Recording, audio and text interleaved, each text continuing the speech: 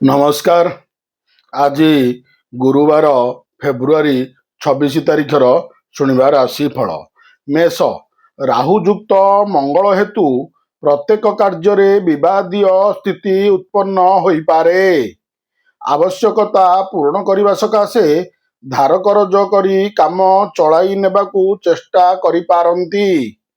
ପରିବହନ, ବ୍ୟବସାୟ, ବାଣିଜ୍ୟ କ୍ଷେତ୍ରରେ ସୁଫଳ ପ୍ରାପ୍ତି ହେବାର ଆଶା ରହିଛି। ବନ୍ଧୁ ଗହଣରେ ସାଧାରଣ ଘଟଣାକୁ ନେଇ ମନସ୍ତାପ କରିପାରନ୍ତି। ବୃଷ, ମୁଖ ଭାବରେ ପାପଗ୍ରହ ଯୋଗୁଁ ପ୍ରତ୍ୟେକ କ୍ଷେତ୍ରରେ ମାପିଚୁପି ଚଳିବା ଭଲ, ନତୁବା ଆକସ୍ମିକ ଭାବରେ କଳହ ଲାଗିପାରେ। ଶିଳ୍ପ, ବାଣିଜ୍ୟ, ବ୍ୟବସାୟ ଓ ପରିବହନ ପାଇଁ ବିଶେଷ ଅସୁବିଧା ହେବ ନାହିଁ।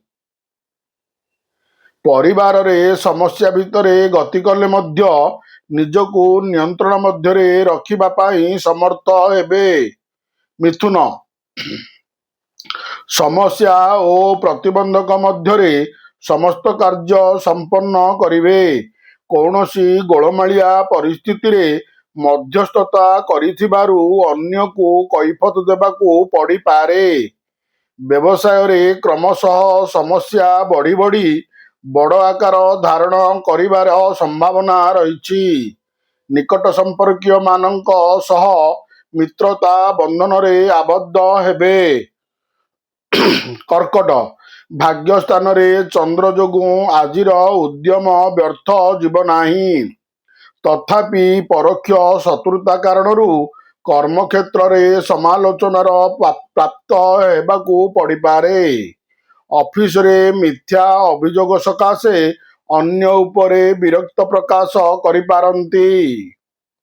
ଭୁଲ ବୁଝାମଣାରୁ ପାରିବାରିକ କଳହକୁ କେନ୍ଦ୍ର କରି ଭାବପ୍ରବଣ ହୋଇପାରନ୍ତି। ସିଂହ, କର୍ମସ୍ଥାନରେ ରାଶ୍ୟାଧିପତି ପ୍ରତ୍ୟେକ କାର୍ଯ୍ୟରେ ସଫଳତା ହାସଲ କରାଇବେ। କିନ୍ତୁ ମଘା ନକ୍ଷତ୍ରର ପରିବାର ଓ କର୍ମକ୍ଷେତ୍ରରେ ରହିଥିବା ବ୍ୟତିକ୍ରମ ବିଷୟ ଭୁଲ ବୁଝାମଣା ହେତୁ ସମସ୍ୟା ବଢ଼ିପାରେ। ଯାତ୍ରା, ବାଣିଜ୍ୟ, ବ୍ୟବସାୟ, ରାଜନୀତି, ପ୍ରଶାସନ ଓ ଆନୁଷ୍ଠାନିକ କାର୍ଯ୍ୟ ସକାଶେ କୌଣସି ଅସୁବିଧା ହେବ ନାହିଁ। କନ୍ୟା, ଚନ୍ଦ୍ରଙ୍କ ଶୁଭ ଦୃଷ୍ଟିରୁ ଆଜି ଆପଣଙ୍କୁ କୌଣସି ସମସ୍ୟା ବିଚଳିତ କରିପାରିବ ନାହିଁ।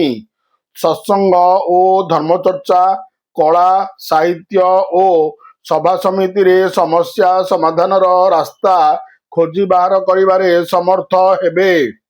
ବନ୍ଧୁମାନଙ୍କ ସହ ଆଲୋଚନା କରିବାର ସୁଯୋଗ ଲାଭ କରି କାର୍ଯ୍ୟ ହାସଲ କରିବେ। ତୁଳା, ମଙ୍ଗଳଙ୍କ ପୂର୍ଣ୍ଣ ଦୃଷ୍ଟି କାରଣରୁ ପରିବାରରେ ସୁଖ ଶାନ୍ତି ଫେରିବା ଦିଗରେ ପ୍ରଯତ୍ନ କଲେ ଚେଷ୍ଟା ସଫଳ ହେବ। ଶିଳ୍ପ, ବାଣିଜ୍ୟ, ବ୍ୟବସାୟ ଓ ପରିବହନରେ ସଫଳତା ମିଳିବ। ସାଧାରଣ କଥାରେ ସ୍ତ୍ରୀଙ୍କ ସହ ମତପାର୍ଥକ୍ୟ ଦେଖାଦେଇପାରେ। ଯାନ୍ତ୍ରିକ କାର୍ଯ୍ୟ, ରଚନାତ୍ମକ କାମ, ସାହିତ୍ୟ ଓ ସାମ୍ବାଦିକତା କ୍ଷେତ୍ରରେ ସଫଳ ପାଇବେ। ବିଛା, କୋଣଭାବସ୍ଥ ଚନ୍ଦ୍ର ପ୍ରଭାବରୁ ମାନସିକ ସ୍ଥିତି ବଦଳିବା କାରଣରୁ ଗତକାଲିଠାରୁ ଯେଉଁ ବିଷୟ ସକାଶେ ଚିନ୍ତିତ ରହିଛନ୍ତି ସେଥିରେ କିଛି ଅସୁବିଧା ହେବ ନାହିଁ। କର୍ମକ୍ଷେତ୍ରରେ ଅପୂର୍ବ ସହାୟତା ପ୍ରଦର୍ଶନ କରି ଉଚ୍ଚ ପ୍ରଶଂସିତ ହୋଇପାରନ୍ତି। ପ୍ରଶାସନ, ରାଜନୀତି, ସାହିତ୍ୟ ଓ ସଙ୍ଗୀତରେ ସୁନାମ ଅର୍ଜନ କରିବେ।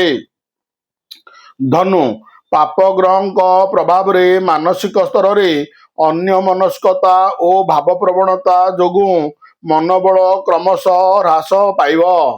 ବାଣିଜ୍ୟ, ବ୍ୟବସାୟ ଓ ପରିବହନ କ୍ଷେତ୍ରରେ ତର୍କ ଓ ବିବାଦରେ ଆଇନ ଅଦାଲତରେ ସ୍ଥଗିତ କାମକୁ ପୂରା କରିବେ। ଅସମର୍ଥିତ ସୂତ୍ରରୁ ଶୁଣା କଥାକୁ ବିଶ୍ୱାସ କଲେ ଅସୁବିଧାର ସମ୍ମୁଖୀନ ହୋଇପାରନ୍ତି। ମକର, ଗ୍ରହମାନଙ୍କ ଶୁଭ ସଂସ୍ଥାନରୁ କୌଣସି ନୂତନ କାର୍ଯ୍ୟରେ ହାତ ଦେବାକୁ ସ୍ଥିର କରିବେ ଓ ଆନୁଷ୍ଠାନିକ କାର୍ଯ୍ୟରେ ମଧ୍ୟ ଅଭାବ ରହିବ ନାହିଁ। କିନ୍ତୁ ସାଧାରଣ ଘଟଣାରେ ପରିବାର କ୍ଷେତ୍ରରେ ପ୍ରତିକୂଳ ପରିସ୍ଥିତିର ଚାପ କ୍ରମଶଃ ବଢ଼ିପାରେ। କୌଣସି ମୂଲ୍ୟବାନ ଜିନିଷଟି ପାଇଁ ବନ୍ଧୁଙ୍କ ସହ ତର୍କ ଓ ବିବାଦ ବଢ଼ିବାର ସୂଚନା ରହିଛି। କୁମ୍ଭ, କର୍ମକ୍ଷେତ୍ରରେ ଆତ୍ମୀୟତାର ସହ କାମ କରି ପ୍ରଶଂସିତ ହେବେ। ବନ୍ଧୁଙ୍କ ସାହାଯ୍ୟରୁ ଫେରନ୍ତା ବାଟରେ ହଠାତ୍ ମୂଲ୍ୟବାନ ଦ୍ରବ୍ୟ ଲାଭ ହୋଇପାରେ।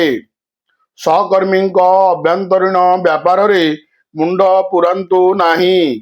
ଚେଷ୍ଟା କରୁଥିବା କାମ, ଆନୁଷ୍ଠାନିକ କାର୍ଯ୍ୟ, କଚେରୀ ମାମଲା, ଜମିଜମା ବିବାଦରେ ଉପକୃତ ହୋଇପାରନ୍ତି।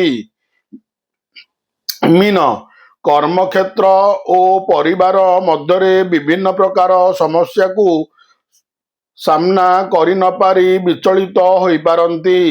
ଭୁଲ ବୁଝାମଣାରୁ ଅତି ଭଲ ସମ୍ପର୍କ ରହିଥିବା ବନ୍ଧୁଙ୍କ ନିକଟରୁ ଅନାଦର ପାଇବେ। ବାଣିଜ୍ୟ ବ୍ୟବସାୟ ପାଇଁ ଦିନଟି ଭଲ।